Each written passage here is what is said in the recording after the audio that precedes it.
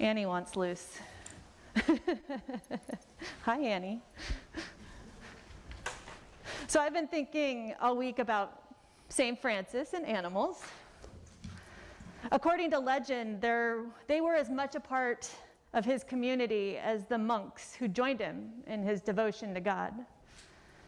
In one story, he's walking with his fellow monks through a stand of trees filled with singing birds, and he says, "Wait a minute, I need to share the good news with these birds." He starts talking to them, and they are so captivated by him that they hush to hear him. Some flit down to rest on his shoulders.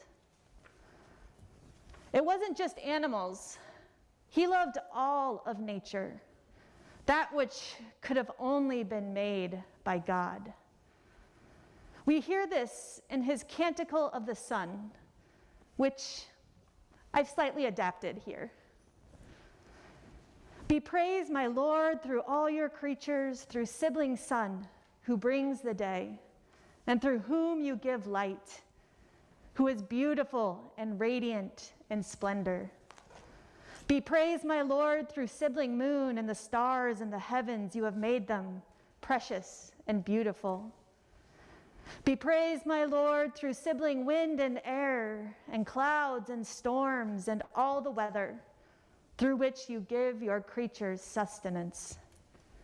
Be praised, my Lord, through sibling water, who is very useful and humble and precious and pure. Be praised, my Lord, through sibling fire, through whom you brighten the night, who is beautiful and cheerful and powerful and strong. Be praised, my Lord, through our sibling earth, who feeds us and rules us and produces various fruits with colored flowers and herbs.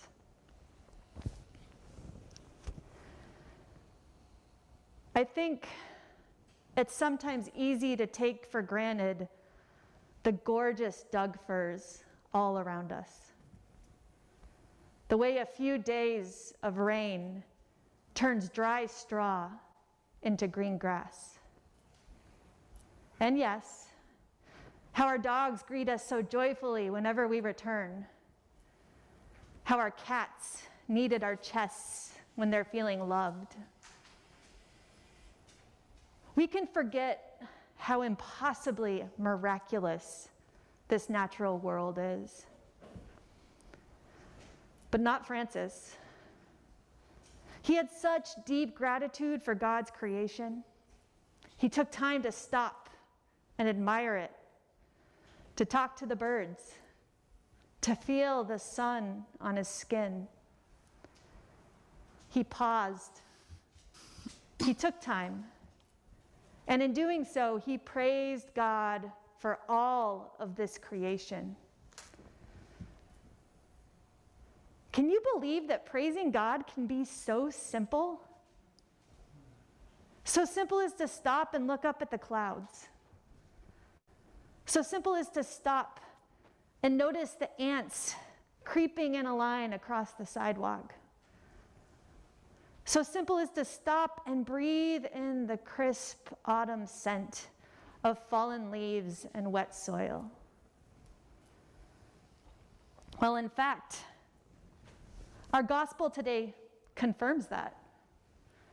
Yes, it can be so simple. Take my yoke upon you and learn from me, for I am gentle and humble in heart, and you will find rest for your souls. For my yoke is easy and my burden is light. The poet, Mary Oliver, says it slightly differently.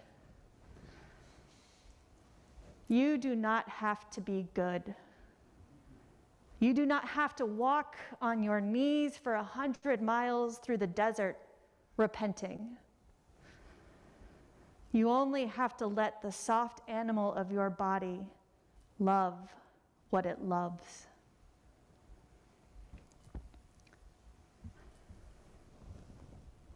Most of you know that I am extraordinarily allergic to furry animals. I describe it as the greatest tragedy of my life, which is probably hyperbole, but it is. Because I love animals. And I don't mean to brag, but usually they love me too. I sometimes wonder if that's because they know how allergic I am to them. But I feel a kinship with them. I will pet every dog that comes my way. I will get on my knees and wait if I see a cat and silently invite them to get a few snuggles from me. I even love the squirrels outside the church and have tried to get them to let me pet them. And I've come close a few times. So yeah, it's heartbreaking that I can't have a pet. And before you all say anything about hypoallergenic breeds, please know I've tried and that they are no match for my allergies. But God has intervened. We recently moved into a townhouse complex that shares a really lovely, huge courtyard full of trees. There are birds and squirrels, and there's a whole community of cats who meander across our patio all day. But there's one that doesn't just meander. He stops and plants himself on our stoop and gazes in through the glass of our door. He is bright white with haunting green eyes. When he looks in, it's like he's accusing us of something. Then he meows like we owe him something. And then if we don't give him something, he claws at the door. He'll like climb up and just start clawing away. And at first, I was like, you're not our cat. But then I discovered he kind of is. His name is Ghost. He's a community cat who's been wandering our courtyard for years, apparently. Some neighbors feed him. One takes him to the vet. Everyone seems to pitch in. So Rachel and I got him some cat treats. And guess what? When he comes to the door and claws at the window, I stop whatever I'm doing, and I go to him. I bring him a few treats and sit with him while he eats, and then he lets me pet him for a bit. He loves that spot just under his jaw. That's his favorite spot.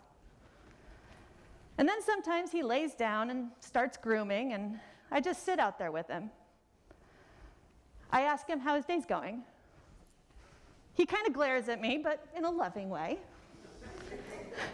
Eventually, he meanders away, and I go inside to thoroughly wash my hands before I touch my eyes.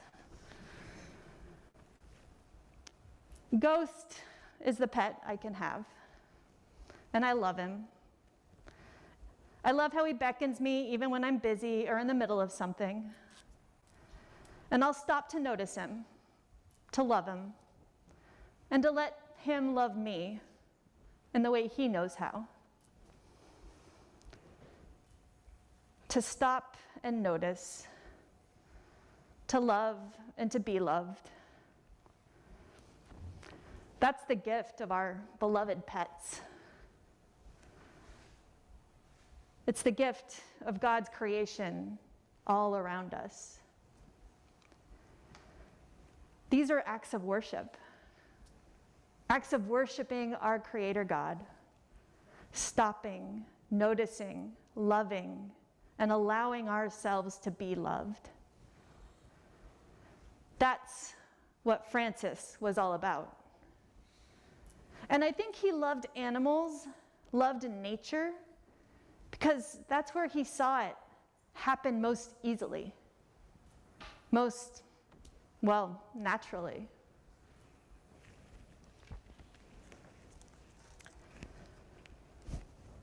Mary Oliver wasn't a Franciscan.